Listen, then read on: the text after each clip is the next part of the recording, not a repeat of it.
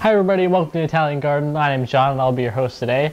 So basically today I decided to do some seed starting video because it's way too windy outside to be doing anything else. Honestly, I was going to be doing a video of the strawberry box building today, and that just didn't happen. It didn't work out that way because the wind's howling at like 14 miles an hour. So I decided to plant some plants and do the next episode on which plants you should be planting at this time to plant them out in the spring.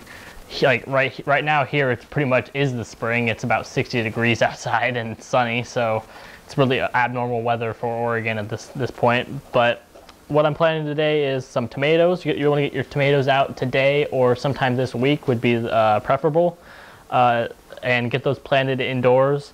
I got some tomatillos, which are also in the tomato family, so those should be planted outside as well.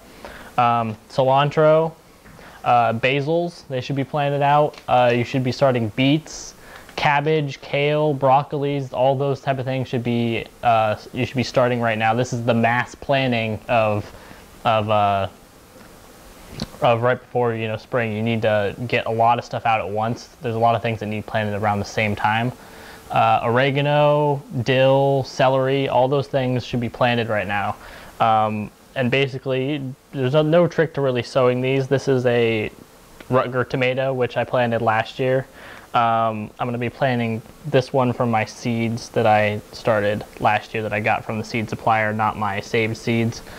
Just because I want a more true variety. I will be planting my saved seeds from last year to see if maybe if I have a couple that have turned into a cross between a couple of things. I'm going to plant 3 seeds in each hole just to make sure they are viable and they'll germinate. I don't want to be waiting on seeds that aren't going to germinate.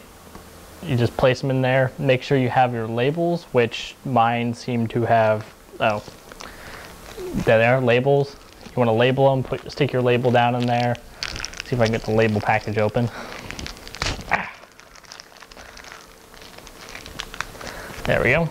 Make sure you mark where you have them, what's in which cell, so you don't forget, and then just keep doing that and keep planting. Basically, it's just a basic seed starting. You just don't really have to worry about how deep they will sprout, no matter how deep you plant them. I don't know how many times I should say that, but I have some new subscribers here that may not know, but I've tested it out. You plant it no matter how deep you plant them, they're gonna come up. Like, they're going to come up a little bit slower, but they're going to come up nonetheless, and usually they'll still look just like they looked if you plant them an inch deep, a quarter of an inch deep, whatever. So basically just go down your rows and plant all those and get those out. Like I said, I'm going to have the strawberry planter video up soon here. This video is just a basic, just get your stuff out here, trying to walk you through it. If you live in a little bit colder climate, starting them now would be perfect for getting them out. If you live in a warmer climate, they're going to be about 6 inches tall, your tomatoes and your peppers and stuff like that by the time you get them out. And the beets and the cabbages and celeries and stuff and the other herbs will be out a little bit sooner than that because they are a little bit more tolerant of cold. Except for the basil anyway. The basil is the one that you want to plant with your tomatoes out when you plant your tomatoes out. Make sure there's no frost. Other than that, that's pretty much it, guys. I also got this guy I wanted to show you. Built this little bee house here a little while ago, and it's for the mason bees have been raising. Last year I harvested. I didn't videotape it. I said I was going to, but I didn't.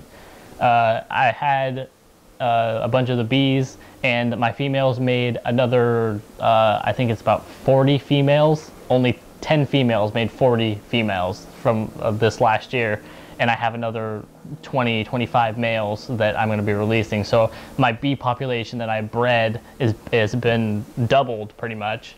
So I built a bigger house to hold more tubes and a little bit more wood and stuff like that, or wood boxes and stuff, so that I can house more bees, because I'm going to have way more females nesting this year than I did last year. So anyway, guys, thanks for tuning in, and like, comment, subscribe, and I hope you enjoyed this episode. Hope it was a little bit informative on when to plant your stuff out and everything like that. And thanks for watching. Bye.